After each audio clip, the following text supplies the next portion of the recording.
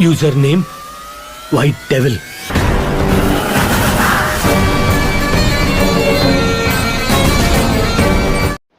China आज famous है martial art के लिए, शाओलिन टेम्पल के लिए।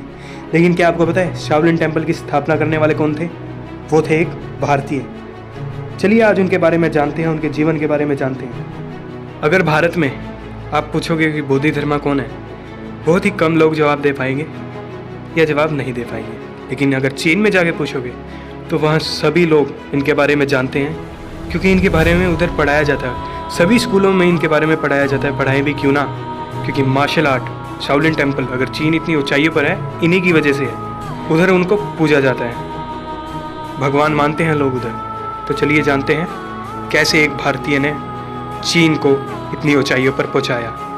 इतिहासकारों की माने तो इनका जन्म 5th या 6th सेंचुरी में हुआ था। एक पल्लव राज्य के बहुत ही शाही परिवार में इनका जन्म हुआ था। ये शुरू से ही बहुत रईस थे, लेकिन इनका मन किसी भी राजशाही शौक में नहीं लगता था। बचपन में उन्हें सांस लेने में दिक्कत होती थी, इसलिए उन्होंने कलरीपयट्टू और मेडिटेशन का प्रयास करना शुरू कर दिया और बहुत ही जल्द वे इसमें निपुण भी हो गए। वे आयुर्वेदा के भी बहुत बड़े एक्सपर्ट थे। उन्होंने जल्द ही चीन जाने का फैसला किया और आसपास के देशों में अपनी इस विद्या का प्रचार प्रसार करने के लिए निकल गए। और फिर उन्होंने बौद्ध धर्म अपना लिया और बौद्ध भिक्षु बन गए।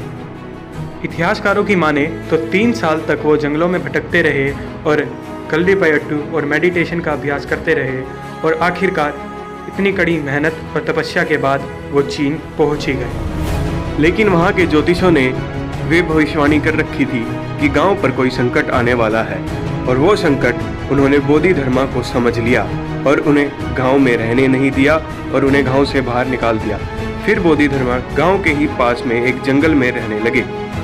उनके जाने के बाद गांव वालों को लगा कि संकट चला गया, लेकिन वो संकट बोधि धर्म नहीं थे। कुछ दिनों बाद गांव में एक महामारी आई जिसने पूरे गांव को शमशान घाट बना दिया।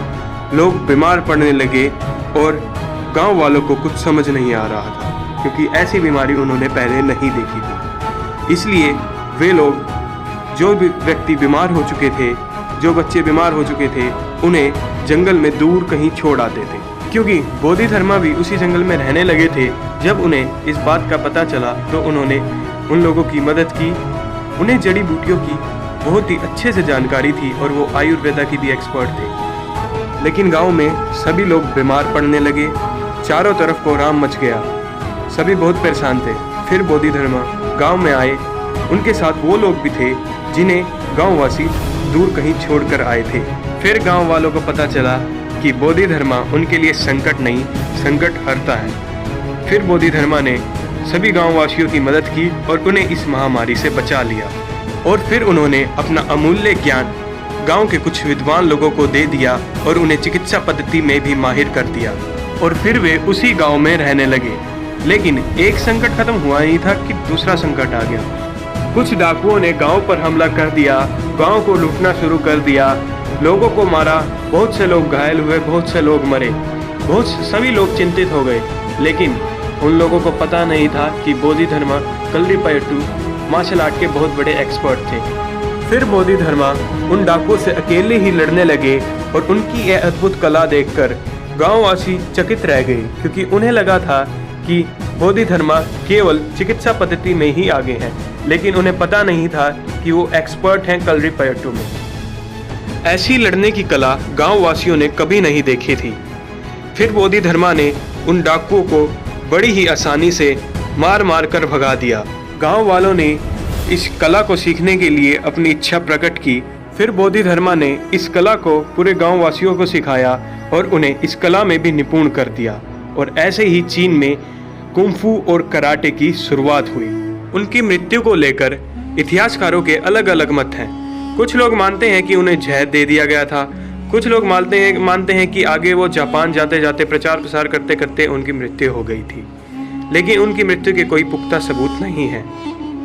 ऐसे एक महान व्यक्ति ने हमारे देश का नाम रोशन किया और चाइना, जापान में अपने धर्म का प्रचार प्रसार किया। और आजकल जो कुंफू, कराटे और मार्शल आर्ट जाने जाते हैं वो इन्हीं की वजह से है। और चीन, जापान इतनी ऊंचाइयों पर है वो भी इन्हीं की वजह से है।